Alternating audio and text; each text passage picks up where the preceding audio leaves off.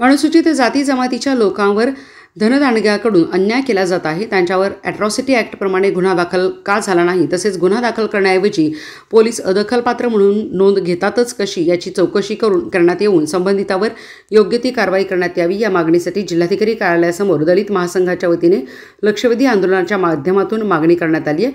हा विषय गांभीर्याने घेऊन तात्काळ कार्यवाही करावी, अन्यथा तीव्र लढा उभा करू असा इशारा दलित महासंघ पश्चिम महाराष्ट्र कार्याध्यक्ष सतीश मोहिते, दलित महासंघ कार्याध्यक्ष प्रकाश वायदंडे यांनी दिला. यावेळी सनातन भोसले, जितेंद्र हेगडे, आकाश जाधव, रमेश कांबळे, जयवंत कोळी यांच्यासह दलित महासंघाचे पदाधिकारी व कार्यकर्ते उपस्थित होते. आज आम्ही दलित महासंघाच्या वतीने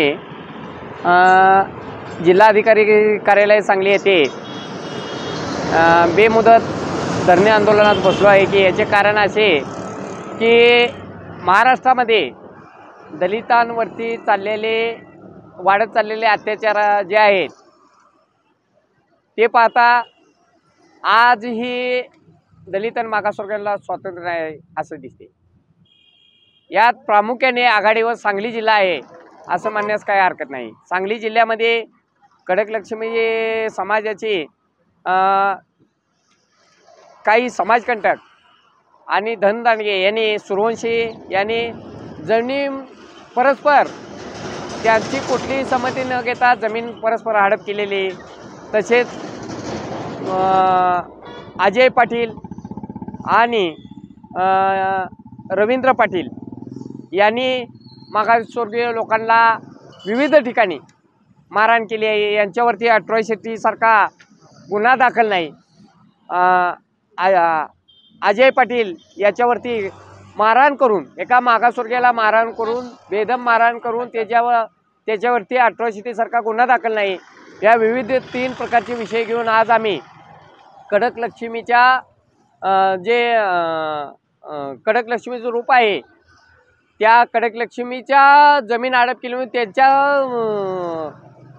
म्हणजे पारंपरिक वेशात आज आम्ही धरणे आंदोलन करून शासनाला सांगत आहे की यावरती एक समिती नेमून मागासवर्गीय जे अत्याचार झालेत त्याची समिती नेमून त्यांच्यावर योग्य ती कारवाई व्हावी. अन्यथा दलित महासंघाच्या वतीने याच्यापेक्षाही तीव्र आंदोलन उभं करण्यात येईल. तसेच आता आमच्या आंदोलनात देखील घेऊन समिती नेमून वरील 4 प्रकरणाची चौकशी होऊन त्यांच्या अट्रॉसिटीवर गुन्हा दाखल व्हावा. आज दलित महासंघाच्या वतीनं सांगली जिल्हाधिकारी कार्यालयासमोर लक्षवेधी आंदोलन करण्यात येत आहे. यामधील मागण्या अशा आहेत की वांगी तालुका कडेगाव येथील एक भटक्या जमाती खडकलक्ष्मीवाला एक युवक आहे जयवंत कोळी, याचा व्यवसाय डेकोरेशनचा आहे आणि याच्याकडं कुणाचंही देणं घेणं नसतानाही गावातल्या धनदांडग्यांनी श्रीहरी सूर्यवंशी, त्याला सावकार म्हणते ती, आणि अविनाश मोकळे हा पोलीस हवालदार आहे, या धनदांडग्यांनी त्याला मारहाण करून, किडनॅप करून त्याच्या वडिलाकडनं घर लिहून घेऊन त्याच्याकडनं लाखो रुपयाची वसुली केलेली आहे. यांच्यावर मोक्काअंतर्गत कारवाई झाली पाहिजे. त्यानंतर आकाश पोपट जाधवला, अजय पाटील वगैरे आळसूंच्या लोकांनी मारहाण केली. पोलिसांनी प्लेन NC दाखल केलेली आहे, अदखलपात्र गुन्हा दाखल केलेला आहे.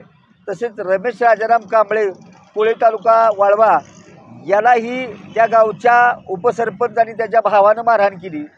तर इस्लामपूर पोलिसांनी अदखलपात्र गुन्ह्याची नोंद केलेली आहे. वास्तविक एखाद्याला माहीत असं